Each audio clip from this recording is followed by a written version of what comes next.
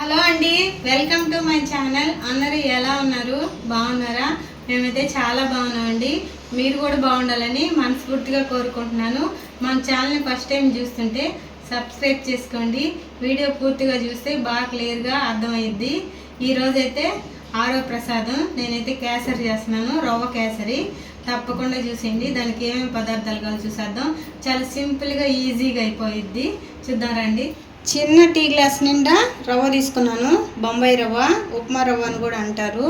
కొంచెం జీడిపప్పు, నేను కొంచెం ప్రసాదం చేస్తున్నాను కాబట్టి కొంచెమే తీసుకున్నాను. మనం ఏ గ్లాస్తో రవ్వ తీసుకుంటామో ఆ గ్లాస్తో 1.5 గ్లాసు పంచదార వేసుకోవాలి. ఇప్పుడు నేనైతే ఒక 3 స్పూన్లు నెయ్యి వేసానండి. ఎందుకంటే కొంచెం నెయ్యి ఎక్కువగానే వేయాలి మన కేసరికి, ఈ రవ్వ కేసరికి. ఇప్పుడైతే స్టవ్ ఆన్ చేస్తున్నాను. ఇప్పుడైతే మనం జీడిపప్పు వేగించుకుందాం.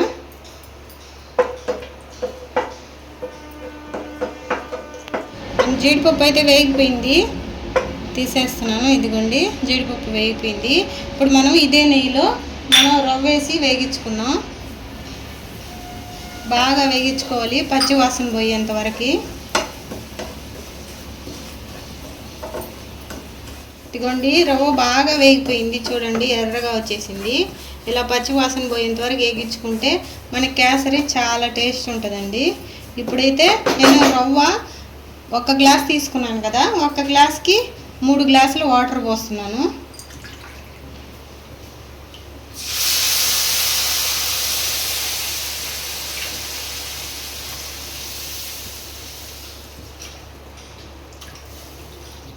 ఇది రవ్వ బాగా గట్టిగా ఉడికిపోవాలి.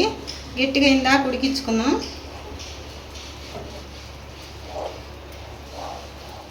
ఇదిగోండి, బాగా ఉడికిపోయింది కదా, ఇంకొంచెం గట్టిగా అవ్వాలి. చక్కెర కానీ మరీ లూజ్ అయిపోద్ది, ఉడకడం లేట్ అవ్వద్ది.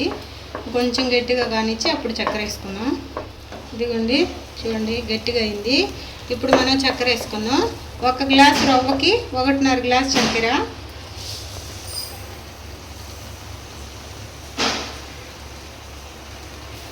ఇదిగోండి,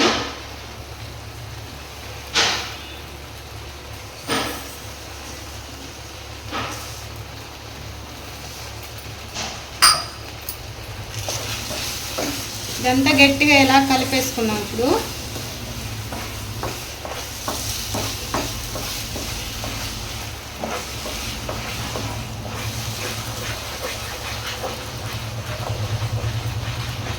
లూజ్ అయిపోద్ది. చక్కెర కానీ లూజ్ అయిపోయి గట్టిగా పాకంలాగా వచ్చేస్తుంది.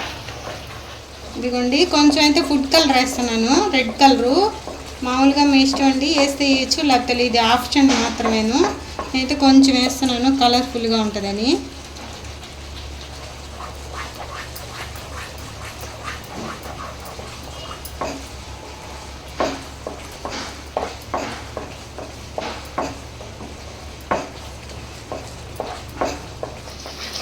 దీన్ని ఉండలు లేకుండా బాగా కలిపేసుకోవాలి. మనకి ఏ కలర్ నచ్చితే ఆ కలర్ అయినా వేసుకోవచ్చండి. ఇది గట్టిగా వచ్చేయాలి బాగా. ఇదిగోండి, గట్టిగా వచ్చేసింది. ఇప్పుడైతే మనం ఆపేసుకున్నాం. చూడండి ఎలా వచ్చిందో. ఇప్పుడైతే స్టవ్ ఆపేసి జీడిపప్పు వేసేసుకున్నాం.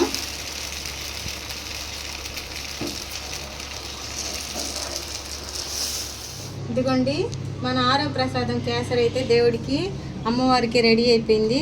అదేందో కానీ ప్రసాదం అనగానే చాలా అంటే చాలా బాగా వస్తుంది మనం మామూలుగా చేసే కంటే. నేను ఇన్ని ప్రసాదాలు చేసినా అన్నీ బాగా వచ్చాయండి. ఇదండి, తప్పకుండా ట్రై చేయండి.